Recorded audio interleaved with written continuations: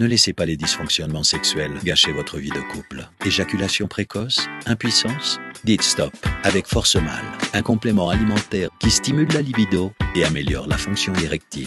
Fulbe Nkem, la force par la nature. Bonjour mesdames et messieurs, bienvenue sur TV Touba pour cette nouvelle édition. Aujourd'hui, nous avons le plaisir d'accueillir un militant de droits humains qui s'appelle Malali Camara, Malali Kagro Camara. On l'a découvert à travers les forums et l'association Gambanaru Fédé. Donc Malali, il va nous expliquer ce qu'est la lutte. Et en ce moment, il y a plein de choses qui se passent au niveau des Haï, au niveau du Mali, avec des jugements avec des condamnations sévères qui font beaucoup parler dans la communauté soninké. Alors, juste après les génériques, nous serons avec Malali.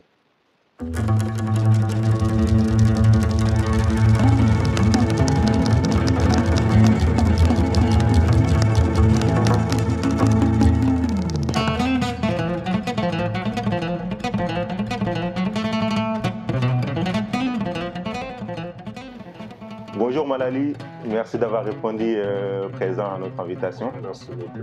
On avait à cœur de vous inviter parce qu'il y a beaucoup de choses à dire et il y a plein d'informations qui passent sur les réseaux sociaux, mais pas seulement à la télé malienne, en boucle ces derniers temps, et notamment des jugements par rapport à un phénomène qui est présent dans la communauté soninké, qui est l'esclavage par ascendance. Mais avant de rentrer dans le but du sujet, Malali, qui est Malali Camara, Malali Kagro Camara, pour que nous puissions vous connaître et pour que aussi les téléspectateurs de TV Touba puissent savoir avec qui nous sommes aujourd'hui. Merci beaucoup Ibrahim. Salut à tout le monde, salut à tous ceux qui vont écouter la vidéo depuis Touba TV, Télé Touba. Donc, je m'appelle Camara Malali, président de Gambanaru International et secrétaire général de la fédération Gambanaru Kélénien au niveau du Mali. Donc, l'association Gambanaru, c'est une association qui tire ses origines en Mauritanie. De la Mauritanie, on est venu au Mali, du Mali au Sénégal, du Sénégal à la Gambie. L'idée, c'était de combattre le phénomène de l'esclavage, ou appelé phénomène de l'esclavage par ascendance, c'est-à-dire l'esclavage coutumier qui existe encore en milieu sonique. Donc, on a commencé ça en 2016. Depuis, donc, ça fait beaucoup de bruit. Ça fait beaucoup de bruit, surtout au niveau du Mali. Les dégâts sont énormes. On a eu presque plus de 3000 déplacés actuellement. Mais Malali, avant de rentrer par rapport au combat et par rapport à tout ce que ça a pu faire comme dégâts et autres, j'aimerais rester un peu sur vous, Malali, si vous me permettez. Qu'est-ce qui vous a ramené dans ce combat de l'esclavage par ascendance? Bon, en réalité, le phénomène de l'esclavage par ascendance, au départ, on nous avait intubé en disant que c'était une coutume, ça avait quelque chose à voir avec la religion. Donc, on a cru tous que c'était normal. Mais au fur et à mesure qu'on a avancé au niveau des études, on s'est rendu compte qu'en fait, que c'est pas du tout légitime. C'est une pratique qu'on ne peut plus accepter actuellement en 2023, dans les années à venir. Donc on a compris que la société soninké était une société hiérarchisée, c'est-à-dire en plusieurs couches. Donc en bas de la couche, c'est la société qu'on appelle les esclaves. Donc on a dit maintenant il faut lutter contre les appellations qui font de l'homme un homme inférieur, qui font des hommes supérieurs, qui font des hommes des esclaves. Donc il fallait maintenant saisir les gouvernements de ces pays concernés, le Mali, le Sénégal, la Mauritanie et la Gambie, pour voter des lois. Heureusement, au niveau de la Mauritanie, il y a une loi. Et là où il y a la loi, pour que vraiment ces lois soient respectées, qu'au niveau de la pratique, il n'y ait pas de problème. Donc voilà comment on est venu. Donc c'était de combattre le phénomène de l'esclavage et qu'on puisse parler vraiment d'égalité. Ici, la devise, c'est liberté, égalité, fraternité au niveau de la France. Au Mali, au Sénégal et en Gambie, on veut dire on est tous égaux, on est tous les mêmes. Il n'y a pas d'esclaves, il n'y a pas de djaré, il n'y a pas de nyamakala, on est tous les mêmes. Mais Malali, vous avez parlé, vous venez de citer la devise de la République française. Oui. Et vous êtes aujourd'hui, on est situé à Paris, oui. On est en France. Oui. Donc, comment se fait-il que ce problème qui est mauritanien, malien, sénégalais, gambien puisse être importé ou exporter ici, ici en France, en fait, parce que j'ai un peu du mal à comprendre, en fait, parce que vous nous avez parlé du Mali, du Sénégal, de la Gambie, mais sauf que là, nous sommes en France. Donc, Effectivement, bon, en réalité, sur le terrain, et si vos on avait, associations sont déclarées en France. aussi, on est déclaré en France et au Mali aussi. Donc, en réalité, si on n'avait pas commencé à partir de la France, on n'allait pas avoir des, des racines solides. Parce qu'au Mali, sincèrement, vous avez vu, vous connaissez un peu donc, ce qui se passe sur le terrain. Donc, si on était uniquement au Mali, on aurait étouffé l'association à l'heure je vous parle. Donc, si on a la force aujourd'hui, c'est parce qu'on a un pied en Europe, on a un pied en Afrique. Donc, à partir du moment où on a un pied en Europe, on peut accéder à beaucoup de choses, on peut véhiculer beaucoup de messages, on peut accéder, on peut aller plus loin jusqu'au niveau des grandes institutions, des grandes ONG de défense des droits de l'homme. Si c'était au Mali, on nous aurait bloqués. Donc maintenant, on peut dire que c'est à partir de la diaspora que le phénomène a été médiatisé et que ça a été vraiment rendu public. Donc le gouvernement a finalement voulu étouffer, mais malheureusement, je dirais qu'on est plus fort que le gouvernement. Et finalement, ils ont compris qu'en réalité, ce phénomène existe, il faut trouver une solution. Mais vous dites que c'est à partir de la diaspora que ça a été médiatisé. Mais sauf que moi, ce que je voudrais comprendre, je pense que nos téléspectateurs pareillement. Mais pourtant, vous avez dit en préambule comme quoi il y a des lois qui existent dans ces pays-là, ou en tout cas dans certains de ces pays-là. Oui. Donc, quelle est la nécessité? Pourquoi ne pas aller combattre sur les terrains, être là en tant qu'expatrié ou enfin, en tant qu'immigré, ou je ne sais pas, quels que soient les termes qu'on peut utiliser. Mais pourquoi c'est vous ici, en fait? Parce que sur les terrains, je pense que les gens, ils vivent bien ensemble, en fait. C'est vrai, sur le terrain, les gens pensaient qu'ils vivaient bien. Ils pensaient, mais au fur et à mesure qu'on a commencé à sensibiliser, ceux qui sont, on est sur le terrain aussi, même si personnellement je ne suis pas sur le terrain chair et en os, donc on a des responsables sur place qui représentent Kambanaro partout, même au niveau des villages, au niveau des quartiers, au niveau des villes, que ce soit à Nouakchott, à Bamako, à Banjul ou à Dakar. On a des responsables sur tous les coins. Donc, l'idée, c'est de créer un mouvement, intégrer tout le monde, sensibiliser tout le monde, pour que tout le monde puisse fédérer au mouvement. Et on a atteint ce niveau-là. Donc, au Mali, Sénégal, Mauritanie, tout le monde a compris. Tous ceux qui se trouvent dans ce statut d'esclave en milieu soninké, ils ont compris. Et au niveau du Mali encore, plus tard, on a compris qu'en plus des soninké, il y a les Kassonké qui pratiquent le phénomène de l'esclavage par ascendance, les Peuls aussi, les Kakolou, les Djogoramais, et même au niveau du centre et du nord du Mali, le phénomène existe. Donc, le combat est allé tellement vite, donc tous ceux qui se trouvent concernés par ce phénomène ont finalement adhéré, fédéré au mouvement.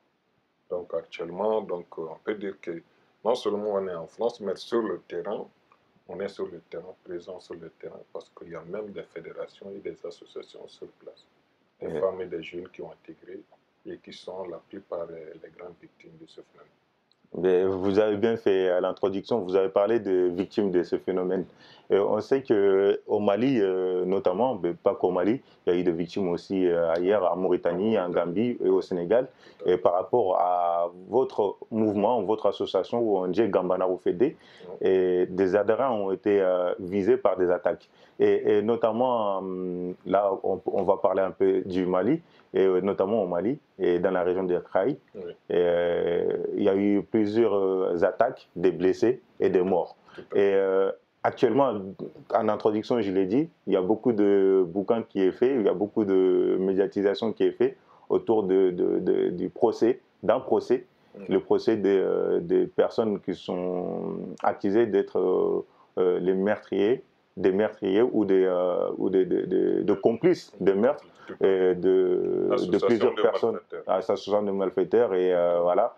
Et il y a eu plusieurs personnes qui ont été tuées, notamment il y a eu 4 hommes, Moutara Diarusso, Hamé Sissoko, Goï Sissoko, et le 4e, Youssouf Sissoko. Donc voilà, les 4. Et dernièrement, il y a de cela peut-être un an, une dame, une vieille dame, qui a été aussi assassinée, découpée, et j'étais au champ.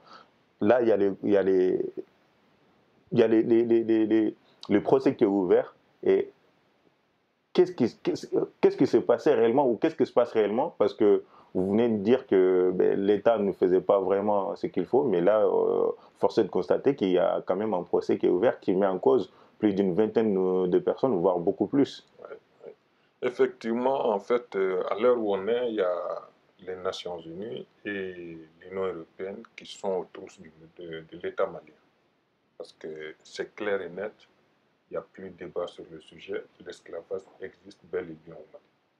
Donc les Nations Unies sont au courant, les associations de défense des droits de l'homme sont au courant, l'Union européenne est au courant, et on veut que le Mali fasse quelque chose pour stopper l'esclavage. Le Mali fait partie des pays qui ont signé les accords et traités internationaux sur l'esclavage. Donc on ne peut pas accepter qu'au Mali, il y a eu à peu près une dizaine de morts au Mali. En 2020, avril 2020, une personne est morte à l'Inde suite aux violences liées à l'esclavage. Septembre 2020, 4 personnes ont perdu la mort. Vous venez de citer Youssouf Sissoko, Bossi Sissoko, Hamid Djani et Montaga Djeriso. Parmi ces morts, il y a une vieille dame qui a été tabassée, découpée elle aussi. Elle a eu un nœud coupé, elle a succombé à ses blessures quelques mois plus tard.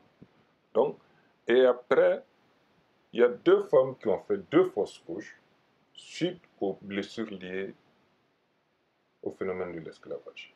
Donc en septembre 2021, au niveau de Bafoussam, un homme a été tué encore par les Kassonké, et d'ailleurs même le verdict est tombé hier. Donc lui aussi, il est tombé sous le coup de l'esclavage. Donc la dernière en date, c'est juillet 2022, où notre mère, la vieille Diogo Sidibé, a été attaquée dans son champ, décapitée, brûlée, et puis jetée dans la marine.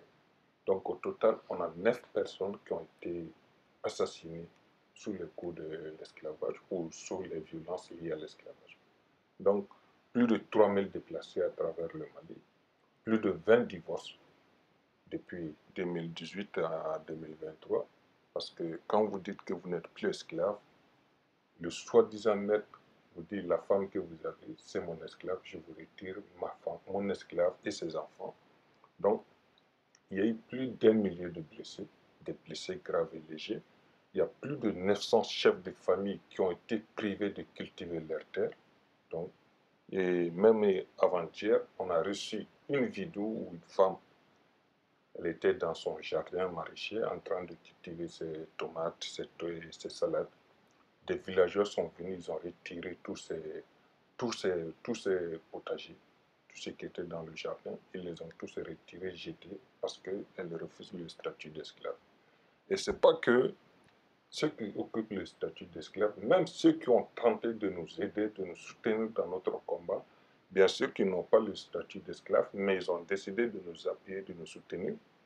Beaucoup ont eu des problèmes suite à ce phénomène de l'esclavage, à commencer par Mahamadou Sylla, qui a failli mourir à Djandjoumé en septembre 2020. Donc les dégâts causés par le phénomène de l'esclavage sont incroyables. Et maintenant, le gouvernement, face aux Nations Unies et face à l'Union européenne, a décidé de mettre en place une cour d'assises spécialement pour trancher le phénomène de l'esclavage. Ça a commencé le 27 février. Voilà, exactement. Ça a commencé le 27 février à Raï, oui, une région majoritairement soninké, et donc une communauté qui est très largement touchée aussi par ce phénomène d'esclavage. Donc, parlez-nous un peu de ce jugement qui est en cours, de ces audiences qui sont en cours au niveau des CAI par rapport à ça. Parce qu'on a entendu beaucoup de choses, notamment des condamnations à mort, oui, et des 10 ans de prison, oui, pour les complices, ou des 5 ans de prison pour les complices, et avec des très fortes amendes. Parlez-nous un peu, quelles sont les nouvelles réellement, et dites-nous vraiment qu'est-ce qui se passe au niveau du tribunal, quelles nouvelles vous avez, vous, Malali Camara, en tant que responsables associatifs qui militent pour cette cause-là? En réalité, la cour d'assises, elle a commencé le 27 février, elle devrait finir le 17 mars 2023. Donc l'idée, c'est quoi? C'est de juger les cas d'esclavage au niveau de la région des Cailles. Et maintenant, on a 3 affaires. Pendant presque un mois, on va traiter 3 affaires. Ces 3 affaires, c'est l'affaire de Djandjoumé, où il y a eu 5 morts et des déplacés. Ensuite, l'affaire de Baflabé. Il y a eu beaucoup d'arrestations au niveau de Baflabé. Et en dernière position, l'affaire de Lani. L'affaire de Djandjoumé, 4 personnes, voire même 5e qui a succombé aussi à cette blessure. 5 personnes ont perdu la vie plutôt. Donc, cette affaire a été jugée et il y a eu 7 personnes qui ont été condamnées à la peine capitale, c'est-à-dire la peine de mort. Une personne a été condamnée à 10 ans, à 5 ans plutôt. Ça, c'est au niveau de l'affaire de Djandjoumé. Et hier, le verdict de Baflabé aussi est tombé, l'affaire de Sourougiré. Donc, Sourougiré, en réalité, il y a 57 personnes qui ont été arrêtées. Et parmi ces 57 personnes, 17 ont été condamnées. Celui qui était à la tête du groupe a été condamné à une peine capitale, la peine de mort. Par contre, les autres ont été condamnés entre 2 ans, 3 ans, 5 ans et 10 ans. Donc, ils sont condamnés pourquoi? Pour assassinat ou complicité d'assassinat, tentative d'assassinat, discrimination, racisme. Donc, en général, c'est des chefs d'accusation allant jusqu'à 7 niveaux. Donc, ils ont été condamnés. Et la semaine prochaine, on va commencer avec l'affaire de Lani aussi. Il y a l'affaire de Baflabé qui est toujours là au niveau de Kiniba. Ensuite, on va revenir à l'affaire de Lani. Lani, il y a eu beaucoup de blessés au niveau de Lani, de très nombreux blessés. C'est là où les femmes ont fait des fausses couches. C'est là où il y a eu des morts en avril 2020. Et ensuite, il y a eu une mort en juillet 2022, donc la mort de la vieille dame qui a été décapitée. Toutes ces affaires seront jugées par des magistrats formés uniquement pour ça, donc qui vont trancher pour statuer, pour criminaliser, pour que justice soit faite.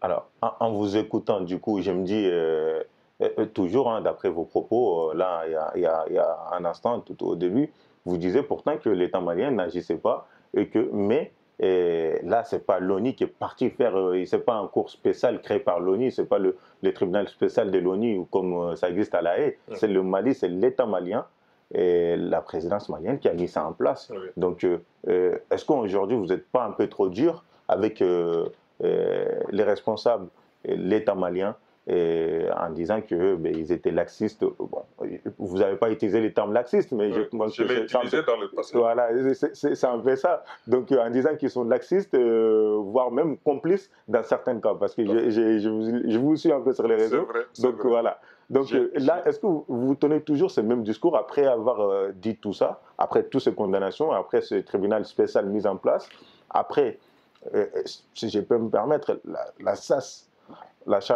à ce fléau qui est en cours actuellement? Bon, en réalité, quand on a commencé le mouvement, c'était le régime Ibeka à l'époque. Donc, j'ai accusé à plusieurs reprises d'un régime incompétent, lax et complice des esclavagistes. Parce qu'on a des messages. On n'invente pas, on a des messages de Diawara qui disait dans son message, ils ont rencontré le fils du président et le chef de la sécurité d'État. Donc, il disait, vous pouvez tout faire, on va vous emprisonner pendant quelques jours ou quelques semaines et ensuite on va vous relâcher. Et c'est ce qui s'est passé. Donc, entre 2018, 2019, 2020, 2021, on a été ligoté, on a été attaché, on a été tabassé, on a été mis dans des chariots, traînés devant les chefs de village. Et jusqu'à présent, il y a des gens, il y a des criminels qui se baladent encore au niveau de Kingi ou du Karta qui n'ont pas encore reçu de convocation.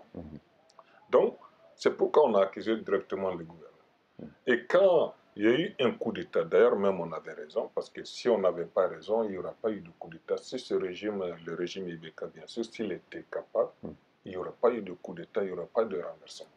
Donc finalement, en plus de Gambanaou, les Maliens ont compris qu'en réalité, le régime Ibeka était un régime incapable. Et c'est tout le Mali qui s'est soulevé contre ce régime et qui a été renversé par les militaires. Et depuis l'arrivée des militaires au pouvoir, on peut dire que le mouvement Gambanaou, on a commencé à respirer. Donc, on a commencé à arrêter les criminels. Tous ceux qui ont commis des crimes ont été arrêtés. Donc, et maintenant, on passe à un autre niveau, c'est-à-dire la mise en place d'une cour spéciale, c'est-à-dire une cour d'assises pour trancher les affaires liées à l'esclavage. Et actuellement, il y a la nouvelle constitution qui est en train d'être approuvée. Et dans cette nouvelle constitution, on a criminalisé l'esclavage. Et il y a le nouveau code et le nouveau code de procédure pénale qui arrivent encore. Et là encore, on a écouté une partie de ces deux codes, de ces deux révisions. Ils sont en train de criminaliser l'esclavage pour aller plus loin, parce qu'actuellement, à l'heure où on est, il n'y a pas une loi spécifique sur l'esclavage, mais avec le code pénal et le code de procédure pénale, ils sont en train de criminaliser, de pénaliser, de sanctionner tout ce qui est esclavage, et même tous ceux qui font l'apologie de l'esclavage sur les réseaux sociaux, tout ça, ils seront criminalisés. Donc on peut dire qu'il y a une grande avancée.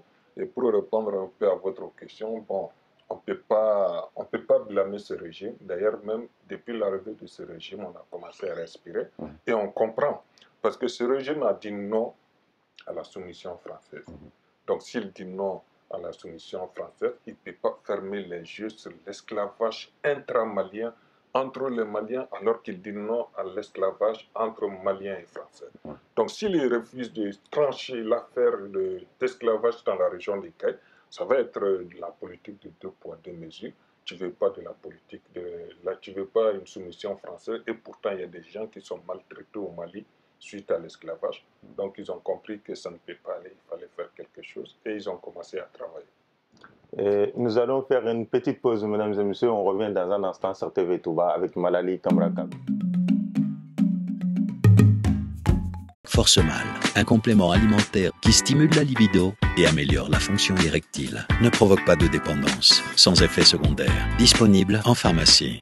Fulbe & Chem, la force par la nature.